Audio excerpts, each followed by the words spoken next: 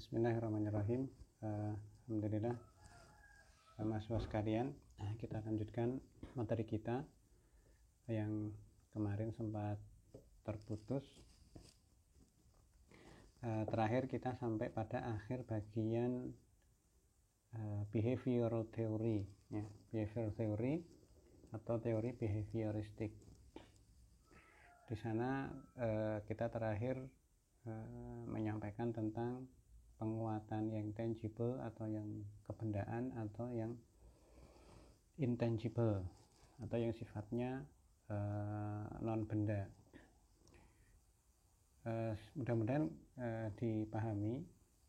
Nanti apabila ada yang perlu ditanyakan, nanti silahkan disampaikan via comments di Google Classroom. Nanti bisa kita diskusikan di sana. Kemudian yang kedua adalah cognitive theory atau teori kognitif.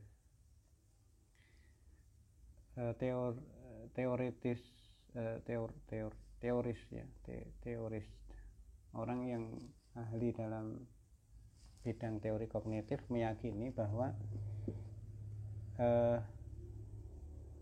anak-anak akan belajar atau belajarnya anak-anak itu sangat bergantung pada proses mental dan apa yang mereka terima tentang dunia di sekitar mereka. Atau dengan kata lain, pembelajaran itu akan sangat bergantung pada bagaimana seorang anak itu berpikir dan bagaimana persepsi mereka dan juga pikiran mereka, how their perception and thought pattern interact, ya. Bagaimana bagaimana persepsi mereka dan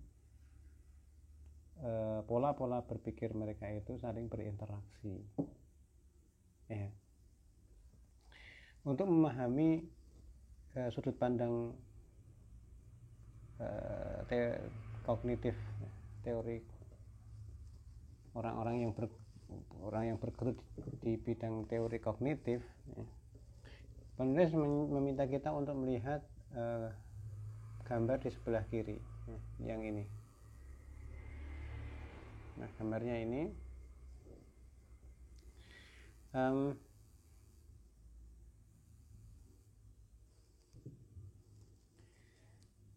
kemudian bertanya gambar seperti apakah itu, dan setelah itu Anda bisa mencoba bertanya kepada orang lain untuk melihat gambar tersebut, lalu ditanyakan, ya, tentang gambar itu. Anda akan temukan bahwa beberapa orang akan berbeda dalam memaknai gambar tersebut atau melihat gambar tersebut. Ada yang mungkin berpendapat kalau gambar tersebut adalah orang tua yang menggunakan kacamata, atau juga ada orang yang berpandangan kalau gambar tersebut merupakan gambar tikus, ya. Maka kita akan temukan, ya, orang itu akan memandang dunia itu bisa berbeda-beda tergantung bagaimana cara berpikir, ya. Nah, sebagaimana teori kognitif, ya, tentang pembelajaran, seorang guru harus mencoba untuk memahami bagaimana anak itu menerima dan dia menerima informasi, ya, dan bagaimana seorang anak itu berpikir, kemudian merencanakan satu pengalaman yang akan mendukung cara berpikir anak tersebut, yang akan memaksimalkan cara berpikir anak yang sistematis.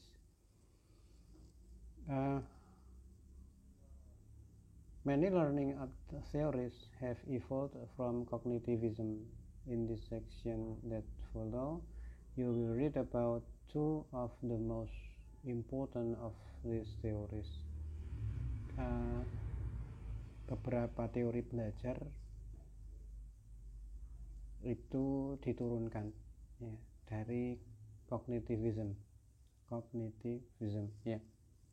Dan di bawah nanti akan kita lihat dua yang paling penting ya, dari teori belajar yang diturunkan dari cognitivism. Namun sebelumnya kita naik sebentar, kita akan tengok ada satu tabel gambar di situ yang menunjukkan prinsip-prinsip behavioral yang bisa kita terapkan dalam pembelajaran IPA kita. Yang pertama adalah bagaimana guru itu bisa menguatkan perilaku yang positif, atau arahannya adalah kuatkanlah perilaku yang positif, seperti itu menurut teori behavioris. Contohnya adalah berikan penghargaan pada anak-anak ketika mereka complete projects well, ya, menyelesaikan pekerjaan mereka atau proyek mereka dengan baik. Kemudian katakan pada mereka siapa yang telah membersihkan meja dengan baik, merapikan meja dengan baik ya, setelah mereka bekerja. Kemudian katakan pada mereka bahwa pekerjaan itu merupakan pekerjaan yang bagus ya, tindakan yang bagus ya, dan kita hargai di situ. Itu yang pertama. Lalu yang kedua, reinforce effort ya, menguatkan usaha yang dilakukan oleh anak-anak. Misalnya, thank children for trying to answer questions during class discussions. Ucapkan terima kasih pada anak-anak yang telah mencoba menjawab pertanyaan-pertanyaan selama proses pembelajaran berlangsung ya, atau dalam diskusi-diskusi kelas.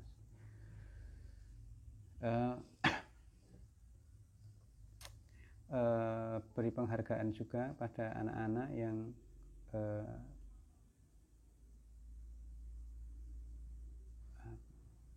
yang perilaku mereka berkembang with each field trip ya, dalam sesi-sesi field trip ya. Praise children whose behavior improves with each field trip ya. Dalam setiap field trip itu, kalau kita nyebutnya study tour ya. Nah, beri penghargaan pada mereka ketika ada satu perkembangan perilaku, kalau kita nyebutnya akhlak ya. Setelah ada satu kegiatan-kegiatan yang kita laksanakan di luar, itu sebagai contoh saja. Kemudian yang ketiga, after a behavior has been established, reinforce the behavior at irregular intervals. Setelah satu perilaku itu tertanam, establish ya, rutin itu ditunjukkan oleh anak-anak, maka perkuat behavior tersebut, perilaku tersebut dengan dalam interval-interval yang irregular, yang tidak mesti, biar tidak bosan ya, biar tidak bosan.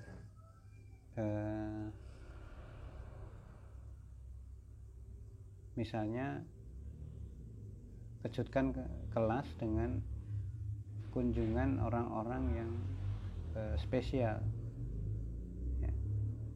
Tiba-tiba kita mengundang seorang misalnya petani ya, dengan pakaian petaninya, atau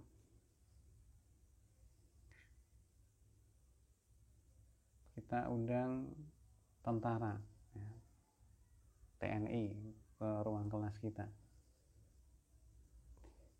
tiba-tiba masuk ke dalam kelas.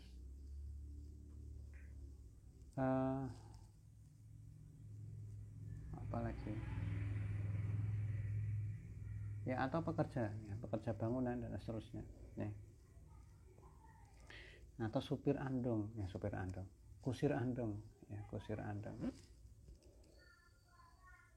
atau field trips during particularly challenging units, atau kita berikan field trips kalau temanya pas ya untuk kita lakukan field trip di situ.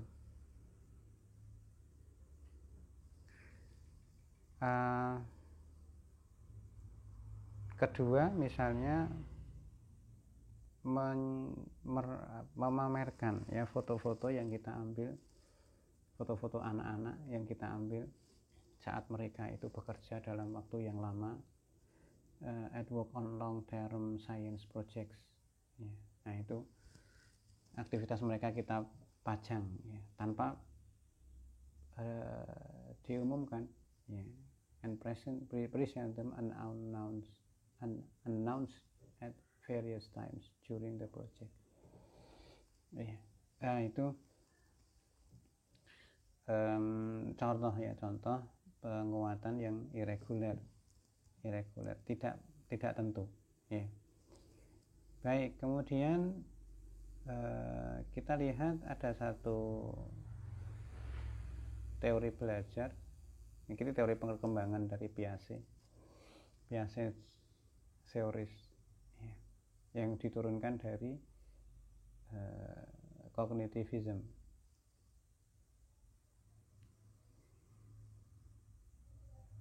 Jean Piaget menghabiskan kehidupan profesional mereka atau waktu-waktu profesi mereka selama beliau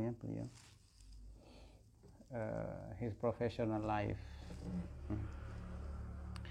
kesibukan beliau dalam hidup beliau itu dihabiskan untuk mencari pemahaman bagaimana anak itu memahami dunia, memandang dunia dan memahaminya. Pekerjaan yang dilakukan Piaget kemudian menghasilkan satu usulan yang berupa perkembangan anak dalam bentuk tahap-tahapan perkembangan kognitif, dan perkembangan itu adalah yang pertama sensori motor 0 sampai 2 tahun ditempuhnya oleh anak-anak. Jadi Piaget menyebutnya perkembangan kognitif yang dialami oleh anak-anak 0 sampai 2 tahun itu disebut dengan tahap sensori motor.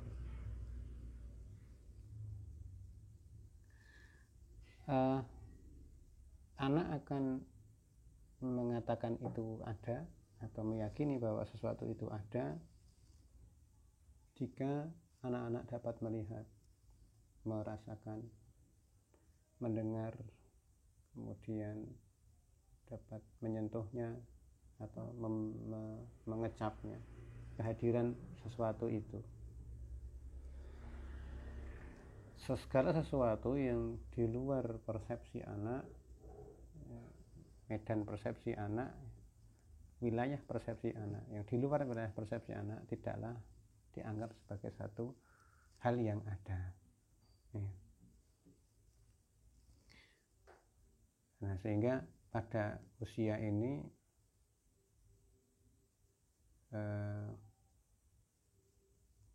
apa yang mereka dengar itu sangat-sangat terekam ya dalam diri mereka, ketika anak-anak dalam usia 0 sampai 2 tahun itu dibiasakan untuk mendengar hal-hal yang baik, ya, maka itu akan membentuk juga saat usia di atasnya, ya. Dan ini sangat-sangat rentan ya, usia 0 sampai 2 tahun. Pastikan ketika kita punya anak, ya, betul-betul kita didik dengan baik. Yang kedua, praoperasional. Nah, usianya 2 sampai 7 tahun. Kemampuan untuk menggunakan simbol mulai nampak. Nih, meskipun anak-anak masih fokus pada persepsi sekarang dan di sini, atau di sini dan sekarang, anak-anak dapat menggunakan bahasa untuk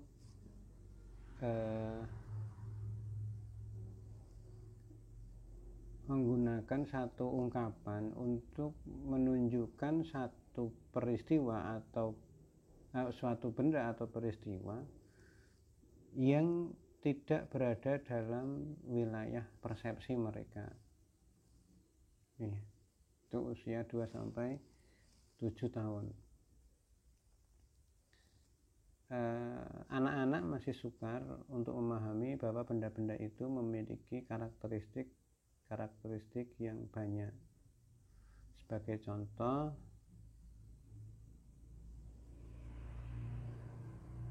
seorang anak tidak secara keseluruhan menyadari bahwa sebuah balok kayu itu memiliki warna, berat, tinggi, dan kedalaman pada satu ketebalan, ya mungkin yang dimaksudkan, pada satu waktu. Konsep-konsep keruangan dan waktu masih sukar untuk dipegang oleh mereka.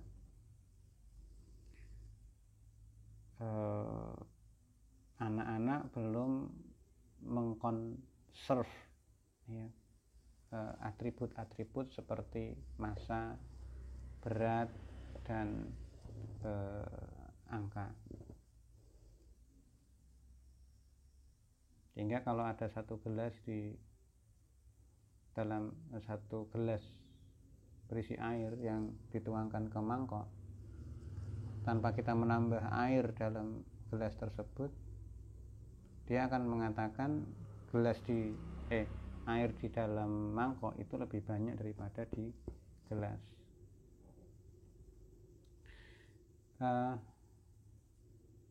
Itu yang kedua, ya.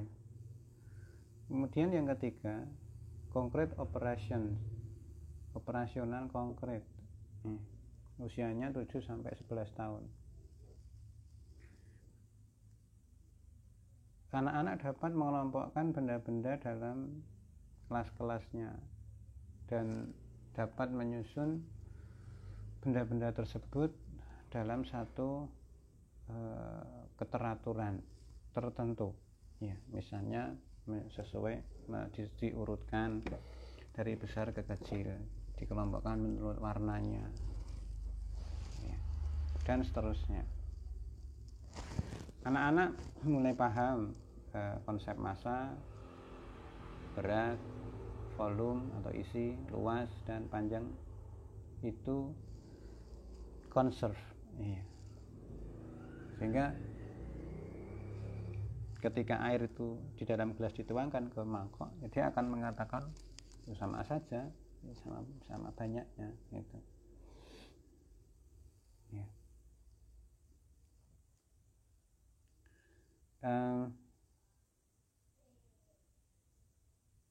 Anak-anak masih kesulitan mengisolasi variabel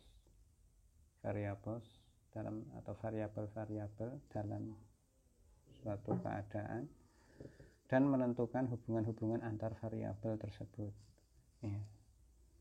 Sehingga masih sukar kalau kemudian diberi rumus-rumus yang saling berhubungan, jika ini maka itu. Nah, itu mungkin masih akan memungkinkan untuk masih kesulitan. Sementara konsep ruang dan waktu menjadi lebih jelas. Nah, untuk yang formal operations ini SD ke atasnya. Nah, kita itu bekerja di usia 7 sampai 11 tahun. Iya. Oke.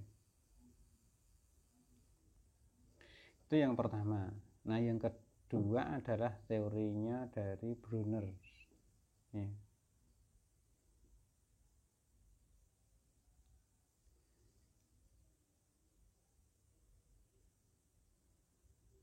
Jerome Brunner's research reveals that teachers need to provide children with experiences to help them discover underlying ideas, concepts, and patterns. Risetnya Jerome Brunner mengungkapkan bahwa guru mesti menyediakan satu pengalaman untuk membantu anak menemukan gagasan-gagasan, konsep-konsep, dan pola-pola. Brunner mengusulkan satu konsep inductive thinking atau bekerja dari fakta menuju ke generalisasi. Contoh yang spesifik, kemudian kita latih anak-anak untuk mengeneralisasikan, untuk mengabstraksi. Ya. Ini sebetulnya inti juga dari berpikir konstruktif, konstruktivisme. Baik, itu dua teori dari teori kognitif. Nah, sementara setelah ada satu teori berpikir, teori tradisional, teori belajar tradisional, kita juga mengenal cara sudut pandang modern tentang bagaimana anak-anak itu belajar IPA, yaitu konstruktivisme. Ya. Konstruktivisme adalah satu teori pembelajaran, tentunya pembelajaran manusia, the theory of human learning, yang berakar dari psikologi kognitif dan juga beririsan dengan psikologi behavioral.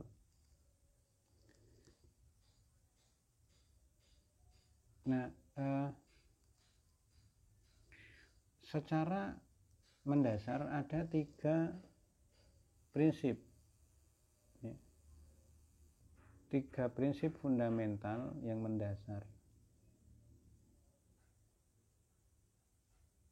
ketika kita akan mengajarkan IPA itu secara konstruktivisme. Yang pertama adalah naive conceptions. Seorang itu dalam prinsip ini tidak pernah mengetahui dunia itu sebagaimana hakikatnya, tetapi each person constructs beliefs about what is real, memiliki satu keyakinan, keyakinan yang dikonstruk tentang apa sih yang senyatanya ada. Itu persepsi dia, persepsi dia. Itu yang pertama. Kemudian yang kedua, asimilasi. Ketika seseorang itu memperoleh pengalaman baru, maka dia akan mengakurkan, mengakurkan pengalamannya dan datanya dengan pemahaman awal mereka, sehingga data-data baru itu atau pengalaman-pengalaman baru itu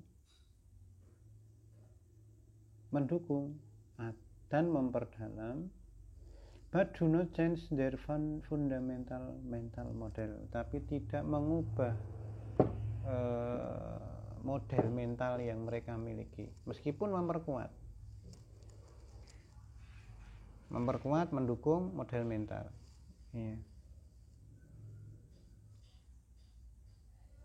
Tapi tidak mengubah. Tidak mengubah. Lalu yang ketiga, akomodasi. Ketika seorang siswa itu tidak mampu mengakurkan mengakurkan, mencocokkan mengakurkan lah, menyesuaikan pengalaman baru mereka atau data-data yang baru diperoleh dengan pemahaman mereka yang sudah mereka miliki, maka they have to change their mental model to logically explain the experiences. Mereka perlu mengubah model mentalnya agar pengalaman yang baru itu menjadi dapat dijelaskan secara logik. Ya, itu tiga prinsipnya, tiga prinsip. Kita akan lihat bagaimana model mental tersebut, prinsip-prinsip tersebut kita terapkan, ya. Oke, misalnya begini.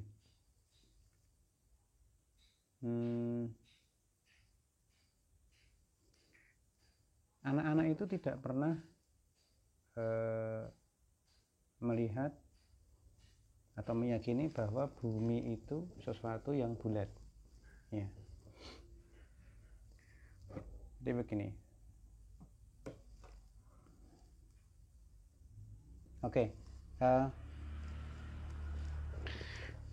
Anak-anak itu nggak pernah meyakini kalau bumi itu bulat, ya, seperti ini. Ya, mereka meyakini kalau bumi itu datar, flat. Iya. Sebagaimana pengalaman mereka, ya, naif conception mereka meyakini kalau apa yang mereka ketika mereka melihat halaman di sekitar rumah mereka atau ketika mereka keluar, ya mereka melihat itu satu tempat yang datar, maka mereka tidak meyakini bahwa itu bulat, ya, bulat seperti ini. Nah, itu yang disebut naif, konsepsi naif. Konsepsi naif itu bisa benar, bisa benar, bisa keliru, tergantung bagaimana mereka berinteraksi dengan lingkungannya. Nah, maka ketika Anda berhadapan dengan anak-anak dengan konsepsi yang keliru, maka tugas guru adalah meluruskannya sehingga itu menjadi benar. Ya. Guru tidak lalu menyalahkan bahwa nak kamu salah dengan pikiran seperti itu, enggak. Tapi guru harus membimbing mereka itu keliru dan menyadari dengan sendirinya. Karena biasanya orang yang sadar bahwa dia salah itu akan gampang taubat, ya, gampang merevisi, ya, sudut pandangnya daripada kalau disalah-salahkan. Nah, kita akan beranjak ke tahapan yang selanjutnya, yaitu asimilasi. Asimilasi adalah ketika ada satu pengalaman baru dan itu memperkuat konsepsi mereka atau mendukung, ya. Tapi mental modelnya nggak berubah. Ketika guru menyampaikan kalau bumi itu bundar itu, nanti mereka akan berpikir bahwa bumi itu seperti tampah atau piring atau bagi yang bentuknya bundar, ya. Bahwa bumi itu datar tetap terjaga, tetapi itu terasimilasikan sehingga yang datar itu bentuknya bundar, ya, seperti piring, ya, semacam itu. Model mentalnya nggak berubah, tetap, ya. Nah, sekarang itu masih belum diterima karena pada kenyataannya bumi itu kan bulat, ya, bulat. seperti ini. Nah, maka kita harus akomodasi mereka, harus buat mereka mengakomodasi sehingga model mental mereka menjadi terkondisikan, ya. Oke, ya. Nah, caranya begini, kita akan tunjukkan pada mereka video kapal yang mendekat dari ufuk, ya, dari ufuk. Jadi dari kejauhan di laut gitu, kita tunjukkan kepada mereka, dan mereka akan melihat kapal itu muncul lebih dahulu bagian atasnya atau layarnya, ya, bagian atasnya atau layarnya terlebih dahulu. Baru kemudian bagian bawah, ya, terus naik gitu. Cuma akan berbeda, ya, akan berbeda kalau itu munculnya penuh, ya, penuh, kapal penuh, kemudian semakin lama semakin membesar. Nah, itu kalau bumi itu datar. Nah, video yang kita tunjukkan kepada mereka, atau syukur-syukur kita bisa melihat secara langsung kapal yang datang dari kejauhan, dari laut, ya, dari laut di kejauhan itu munculnya bagian atasnya dulu, atau puncak, ya, puncak layarnya yang terlebih dahulu, kemudian makin lama makin ke bawah itu, yang sehingga keseluruhan akan nampak. Nah, maka kita kemudian bisa bawa apa yang pengalaman mereka pada ruang kelas, di ruang kelas, dengan membuat satu model kapal seperti ini, ya, seperti ini, kemudian bola, ya, bola. Oke, kita akan lihat. Nah, bola ini, kapal ini tempelkan di sini, kemudian sembunyikan, lalu kita putar, ya, kita putar, kemudian kita tunjukkan pada mereka.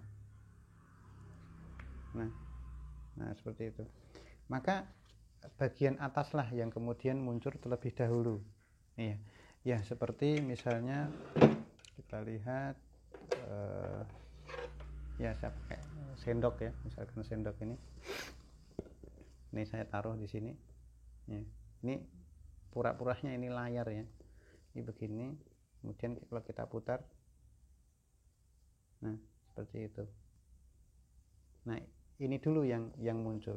Kalau seandainya ini begini, seperti ini layarnya, ini begini,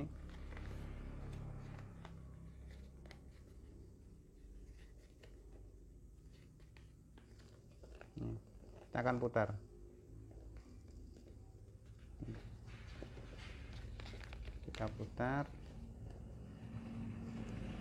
oke. Nah, layar itu akan bagian atas itu akan nampak terlebih dahulu, ya. Kita ulangi. Nah, seperti itu.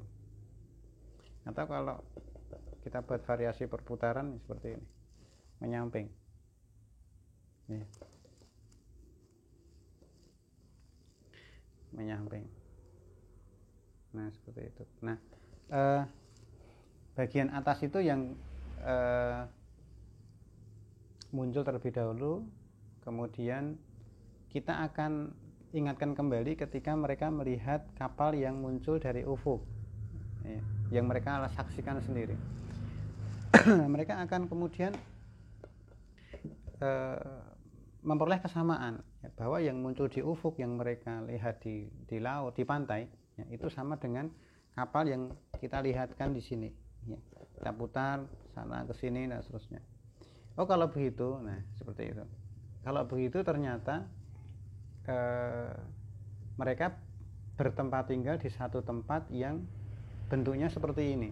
Kenapa? Karena mereka melihat satu kesamaan, bahwa kapal yang muncul dari kejauhan itu ketika mendekat yang nampak adalah bagian atasnya terlebih dahulu. Nah, itu saat itu siswa akan terakomodasi di situ. Sehingga sebetulnya kita tidak membuat mereka tidak mengatakan mereka salah, tetapi kita membuat satu kegiatan sehingga mereka menyadari kesalahannya gitu. Nah, itu yang dilakukan guru itu, bukan kemudian nah kamu salah, enggak, tapi kita berikan satu kegiatan sehingga oh iya ya saya salah gitu. Nah, itu yang dilakukan guru ya, sehingga anak-anak itu akan lebih mudah untuk menyadari bahwa mereka salah, dan mereka akan dengan sukarela lebih mudah untuk mengkoreksi dirinya sendiri. Nah, itu yang disebut dengan akomodasi. Oke, ya. Itu yang penting dari bahasan kita tentang teori konstruktivis ya. Yang selanjutnya adalah Gardner Multiple Intelligence, dan ini saya harapkan Anda bisa mengelaborasi secara mandiri ya, dengan berbagai rujukan yang tersedia banyak dari dunia internet ya. Internet Anda bisa cari di situ. Oke. Ya, seperti itu. Jadi saya sisakan tentang multiple intelligence, dan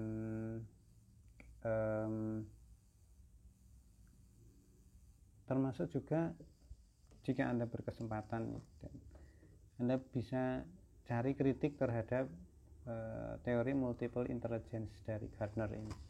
Yeah. Lalu untuk teori-teori perkembangan baru nanti kita akan bahas di lain kesempatan ya. Dan sekarang sudah banyak berkembang tentang teori-teori belajar ya, termasuk belum kita bahas tentang sosial konstruktivisnya Pak Vygotsky. Baik, itu yang bisa saya sampaikan mahasiswa sekalian dan para pendidik. Pada pertemuan selanjutnya kita akan masuki chapter yang ketiga, yaitu keterampilan proses inquiry ya, atau keterampilan proses IPA yang disebutnya juga demikian. Baik, terima kasih, semoga bermanfaat. Assalamualaikum warahmatullahi wabarakatuh.